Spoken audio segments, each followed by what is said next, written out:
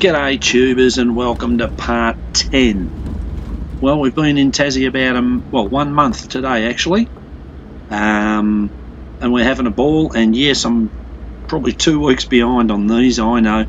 I'll get to them when I can. Found another nice beach to have a drive on. Cloudy Bay down the bottom of Bruny Island, and very, very nice, I might add. The sand was nice and hard packed. The beaches are beautiful.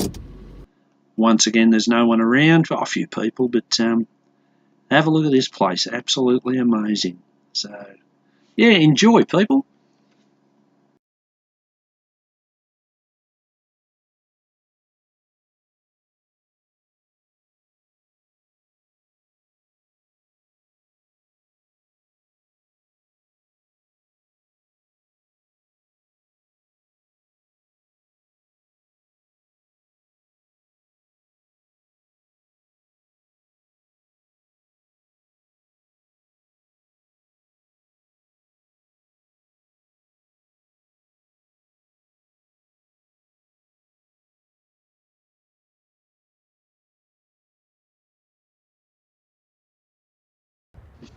Guys, this is the Lighthouse down the bottom, or southernmost, I think it's the southernmost point of Bruny Island.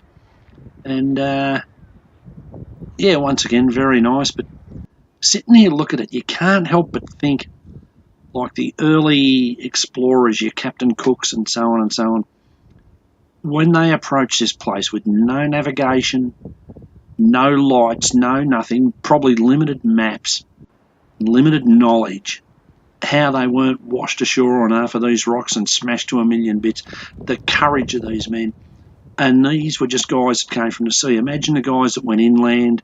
I'm not just talking about Tassie, I'm talking about inland Australia with no knowledge of where they were going. Absolutely incredible amount of courage these men must have had. I don't know if they make us like that anymore. I know I'm not one of them. Guys, this is what they call the neck, and this sort of connects North and South Bruny Island, I guess you'd call it, for want of better words. Yeah, just narrow little strip of land, and looking at it, one side's sort of more open to the sea, and it makes you wonder how long it'll be before the sea takes over and breaks right through. They'll have to probably put up a bit of a bridge at some point, I'm tipping.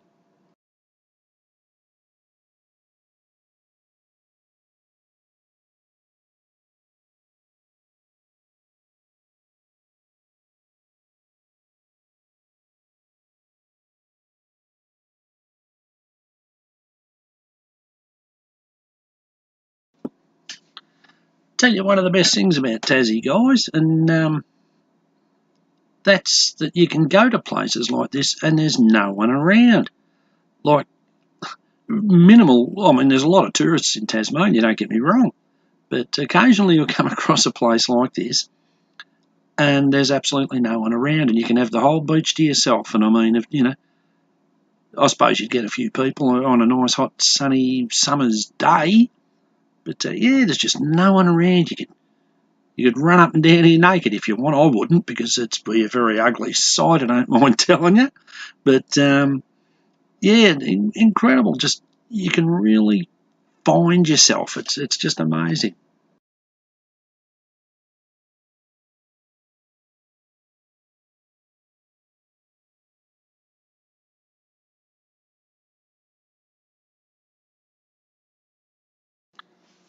A lot of this drone footage, guys, is done on the little DJI Spark, as you know, and a lot of it's done in what they call sport mode.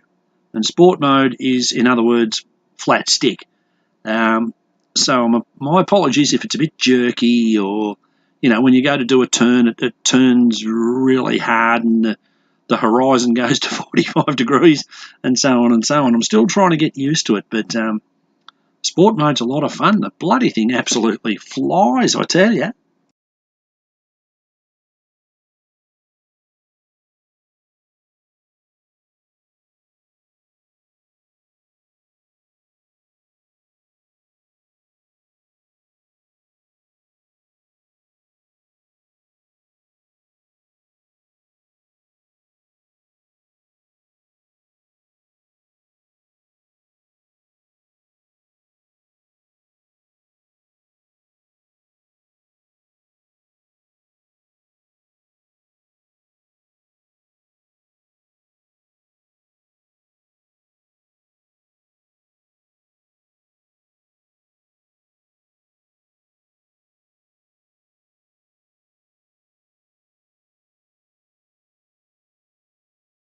just coming into Port Arthur, guys, and like I've said before, history around every corner.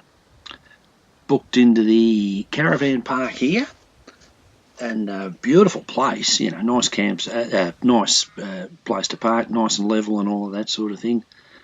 And the shop was selling birdseed and wallaby feed. I thought this could be good for a laugh. So I bought a bag of birdseed after I'd parked up and set up camp and that, and before you know it, I was practically attacked by these. I don't know whether they're a lorikeet or a parrot or what they are, but they absolutely loved it, and extremely tame and extremely cheeky, to the point of, yeah, I'll just help myself to everything inside your caravan, and too bad, and there's nothing you can do about it. So we quickly turned that around. No, it's all good. Like I've said before, guys, if you don't like animals, there is something wrong with you. And then we went for a bit of a walk down to Stewart Bay, just a nice little cove. And yeah, I thought, all right, well, I'll get a bit of a fire going. And I was told that there's plenty of wallabies around. And before you know it, as soon as it hit dusk, these little fellas started to come around. I chucked a couple of old apples out for them, and they were straight into it. And once the word got around, hey, the big fella's got food, come over this way. There must have been about 10 of them hanging around. Weren't deterred by the fire, weren't deterred by me. All they wanted was whatever bloody food I could give them. Hungry little sods, and you wouldn't have it any other way.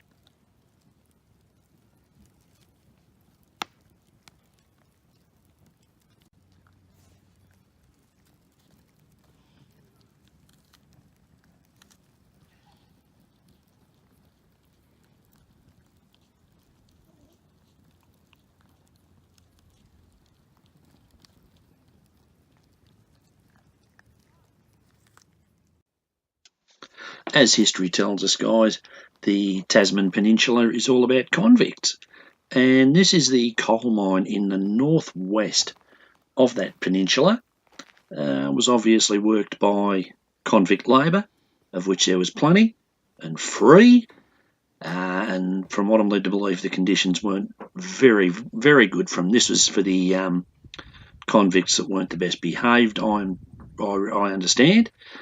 But have a look at the place. Not only would they have had to have built it, they would have to work it, you know, and probably big hours every day in tiny little cells that I can barely fit in some stinking bed, and, you know, no hot running water or anything like that. You know, it couldn't have been easy. I'm not condoning crime by any means, and maybe that's the way prisoners need to be treated these days. I don't care if that's not politically correct. I couldn't give a stuff.